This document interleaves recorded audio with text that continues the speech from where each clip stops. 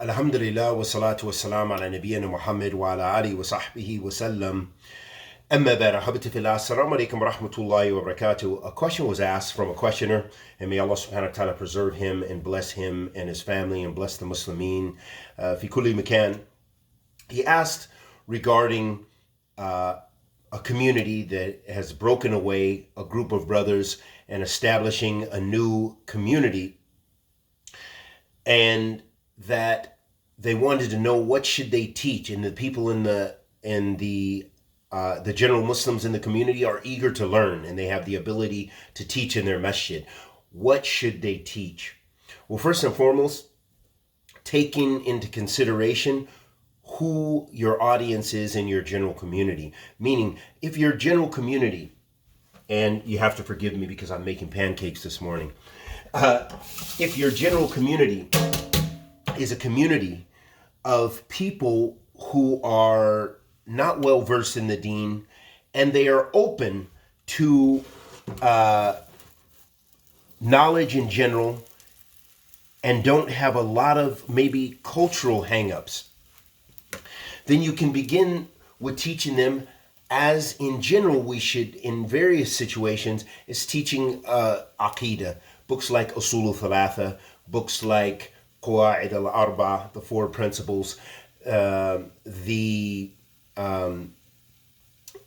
books such as this. If you find that you have an audience in your community which is very diverse but has a lot of traditional hang-ups, for example, some of the community could be from particular regions in the world where they have a lot of shirk, and they have a lot of other things, and they are offended very easily, then you can start them with something general, such as Riyadh al-Salihin, and going over the manners, but in injecting the Tawheed and integrating your study of Tawheed about who Allah subhanahu wa ta'ala is and how to worship Him properly.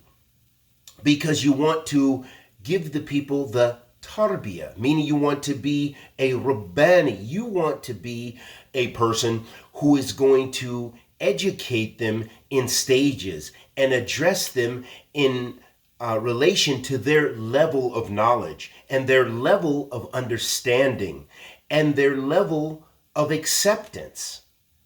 So you don't want the people to flee, but at the same time you don't want to compromise your methodology of teaching. So you can interject in regards to the Tawheed and the things that you need to begin with in stages, and in a manner that's going to be have iqbal or acceptance from the people.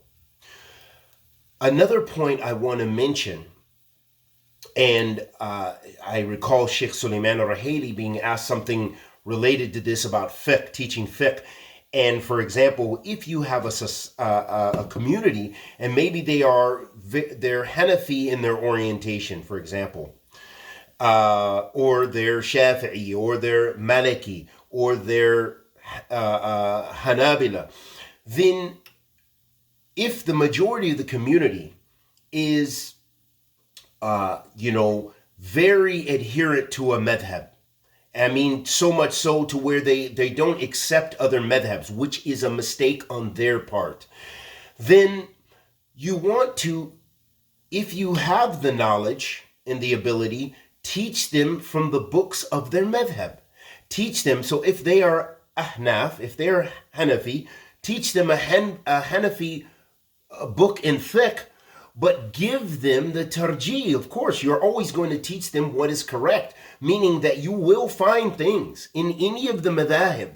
You will find issues in masail that are mistakes. Not the mas'ala itself, but the way that maybe what they believe is the correct view. So you're going to teach them the sunnah through their madhab. You are going to give them the most correct view based on Islamic evidence, not Hanafi, Hanbali, Maliki, Shafi'i evidence, because you don't arrive necessarily by blind following any particular madhab. Like we said, blind following. We didn't say that you just follow a madhab, but you are, you are accepting evidence. We're talking about those who are muta'assib, those who are blind followers, and those who are blindly prejudiced to their madhab with regardless how it relates to the adillah. So you're going to approach them with hikmah by using their books, but teaching them the correct view. And the correct view is always going to be qala Allah, qala Rasul, not qala Imam wa qala Imam. Okay, that is not the end result. But we look to see if the Imam, if his qawl is muwafaqa with the evidence, if it's in agreement with the evidence. We ask that Allah subhanahu wa ta'ala blesses you with tawfiq, blesses us all with ikhlas, with thabat. And until our next sitting, wa sallallahu wa sallam ala nabiyyina Muhammad wa ala alihi wa sahbihi wa sallam. And my pancake is not looking so good.